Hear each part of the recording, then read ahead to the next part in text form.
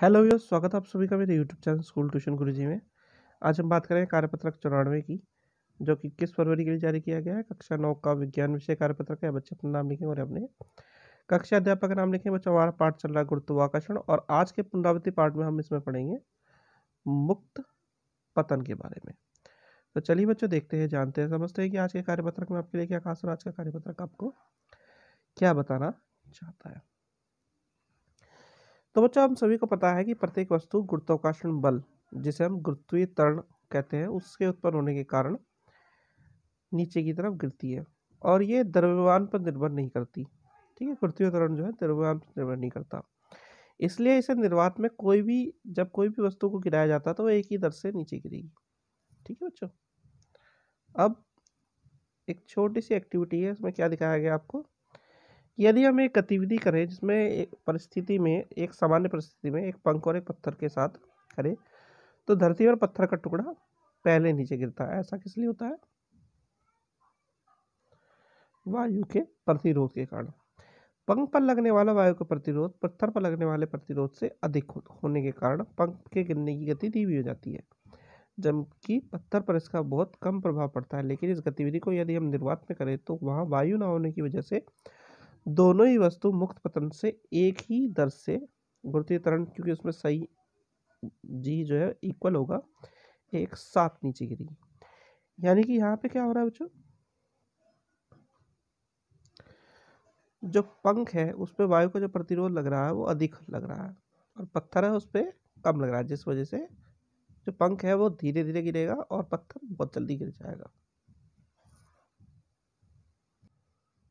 अब अगर कुछ बेसिक बातें करें बच्चों हम, तो धरती के निकट की दूरी को हम धरती की त्रिज्या के बराबर ले लेते हैं, तो क्योंकि धरती का आकार बहुत बड़ा है, इसलिए अब हम क्या करते हैं बच्चों, जी को भी धरती के निकट एक स्थिर माना जाता है। इस कारण धरती पर गिरने वाली वस्तु जैसे पत्थर के लिए हम गति के समीकरणों में त्वरण यानी ए को गुरुत्वीय त्वरण के साथ लिख देते हैं, और ये समीकरण बन जाते हैं बच्चों हमारे। ठीक है बच्चों, अब एक जो दूसरी चीज आती है वो क्या है बच्चों,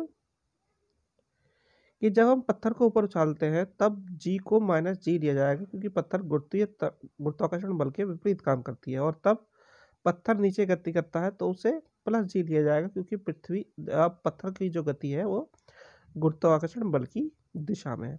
यानी अगर विपरीत दिशा होगी तो माइनस में, और उसकी दिशा में होगी तो प्लस में बच्चों। चलिए बच्चों, अब जरा प्रश्न उत्तर देख लेते हैं। आपका पहला प्रश्न है बच्चों कि यदि हम एक कागज के टुकड़े और लोहे की मोटी कील को निर्वात में समान ऊंचाई से गिराएंगे तो इनमें से धरती पर पहले कौन पहुंचेगा, कारण स्पष्ट कीजिए।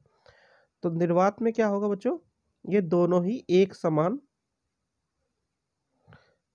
गति से नीचे आएंगे और एक समय पर जमीन पर गिर जाएंगे।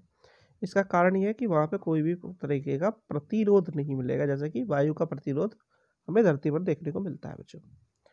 अच्छा, प्रश्न नंबर 2, यदि हम किसी बॉल को ऊपर उछाले तो गुरुत्वीय त्वरण जी को माइनस पे क्यों लिया जाता है। तो ऐसा इसलिए लिया जाता है बच्चों, क्योंकि जो गति है वो गुरुत्वीय बल के विपरीत दिशा में काम कर रही होती है, इस वजह से ऐसा हम लेते हैं उसे। ठीक है बच्चों, ये इसका आंसर।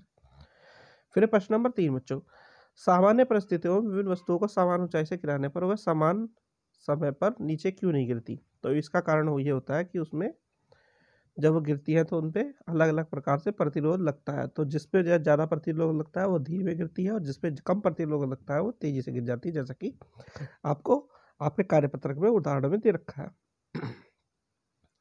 चलिए बच्चों, अगला प्रश्न देखते हैं। अगला प्रश्न है आपका, पहाड़ी से एक पत्थर गिरने पर वह 1 सेकंड में धरती पर पहुंचता है, धरती पर टकराने पर पत्थर की चाल क्या होगी। जी बराबर है आपका 10 मीटर प्रति सेकंड स्क्वायर।